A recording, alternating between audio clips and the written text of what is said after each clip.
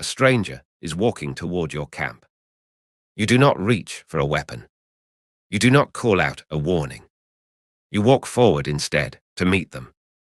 For roughly 300,000 years, this was often the correct response to an unfamiliar face approaching from the horizon. Today, the same scenario triggers almost the opposite reaction in you. A locked door, a second glance, a hand checking that your phone is still in your pocket. Something has flipped, and the science now suggests it is not your instincts that changed. It is the world around them. Let's reconstruct it. Your ancestor is a man in his 30s, standing at the edge of a small forager camp in what is now southern Africa. A figure appears at the tree line, not someone from his own band, but someone he has met perhaps twice before, from a group that lives 3 days' walk away. He does not panic. He does something that, to modern eyes, looks almost reckless. He walks out to greet them, alone, and begins speaking before he even knows exactly why they have come.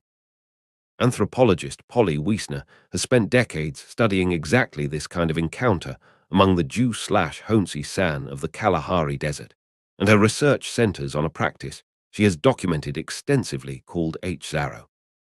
H-Zaro is a system of long-distance gift exchange, beads, arrows, tools, ostrich eggshell ornaments, passed between people who may live dozens or even hundreds of kilometers apart and see each other only rarely.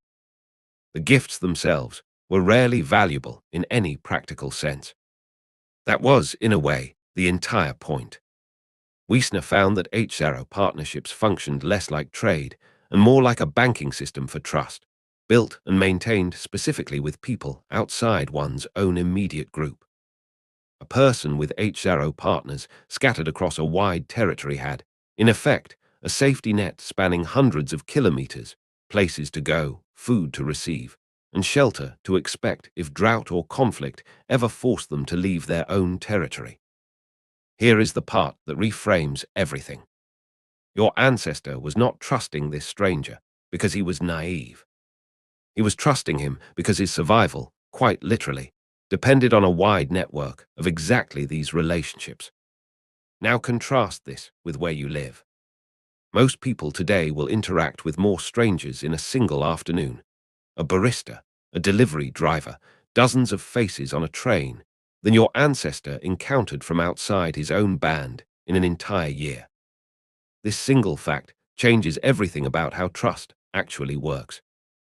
Evolutionary biologists describe human cooperation as having evolved primarily for what is sometimes called repeated interaction environments, small groups where you would very likely encounter the same individuals again and again over a lifetime. In that kind of world, reputation is almost everything. If you cheated someone, lied, or failed to reciprocate a gift, word would travel through a tightly connected social network, and the consequences would follow you for years, possibly for the rest of your life. Anthropologist Robert Boyd, who has researched the evolution of human cooperation extensively, argues that this reputational pressure, not innate goodness, and not naivety, is what made trusting strangers a rational strategy rather than a risky gamble. Cheating someone in a small, interconnected world was almost never worth it. The math simply did not favor betrayal. Your modern city does not run on that math at all. You can interact with a stranger once, in a transaction lasting 90 seconds, and never see them again for the rest of your life. There is no shared web of mutual acquaintances who will hear about it if something goes wrong. There is no long-distance gift exchange, partner waiting to vouch for them. Anonymity, the very thing that makes large cities and modern economies function at scale, is also the thing that strips away almost every mechanism your ancestors' brain evolved to use when deciding whether a stranger could be trusted. Let's go deeper into how this actually played out day to day.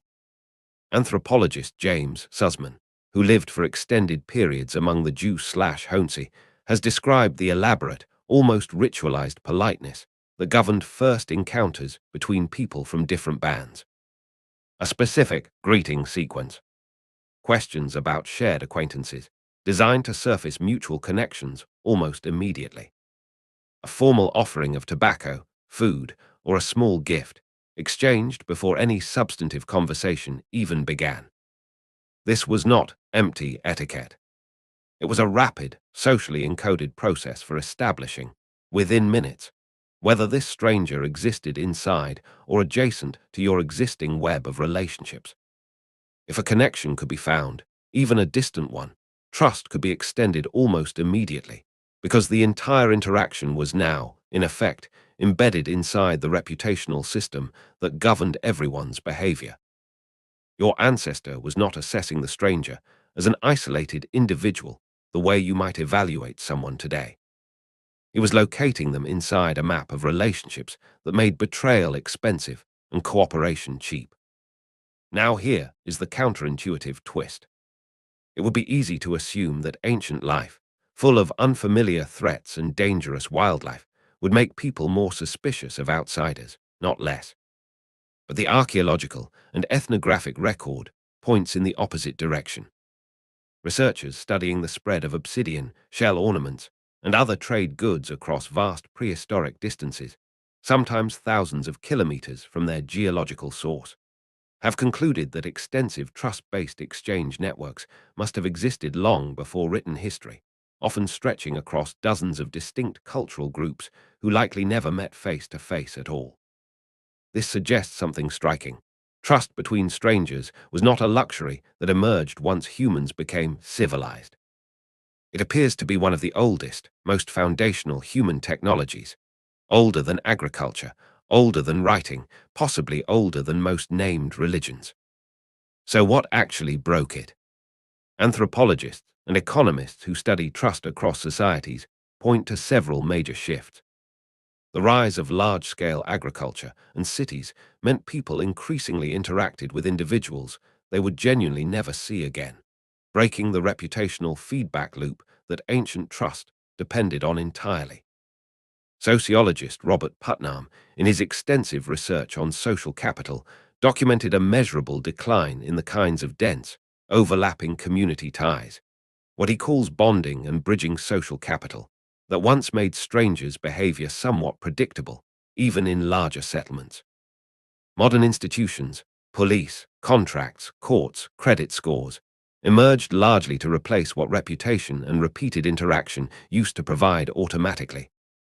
They work, mostly, but your nervous system never received the memo that they exist. The deep, old part of your brain that calculates whether a stranger is safe still expects the feedback loop your ancestors relied on. And when that loop is missing, the safest default response, evolutionarily speaking, becomes caution rather than openness. This is not a flaw in you.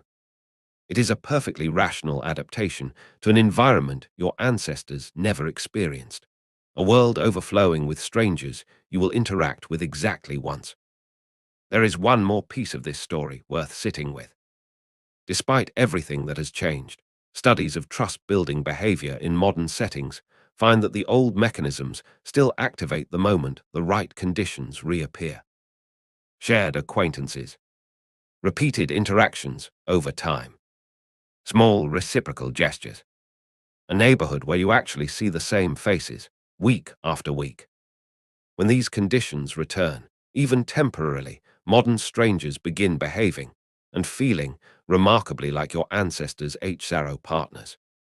Trust is not gone. It has simply been waiting for an environment that resembles the one it was built for. You glance at the stranger sitting across from you on the train. You do not speak to them. They do not speak to you. For most of human history, this kind of silence between two people in close proximity would have been almost unthinkable, not because your ancestors were friendlier, but because silence toward an unidentified stranger meant you had no idea, yet, whether they belonged inside your world or outside it. Your instincts are not broken. They are simply still waiting for a world that, for the first time in 300,000 years, no longer tells them who everyone is.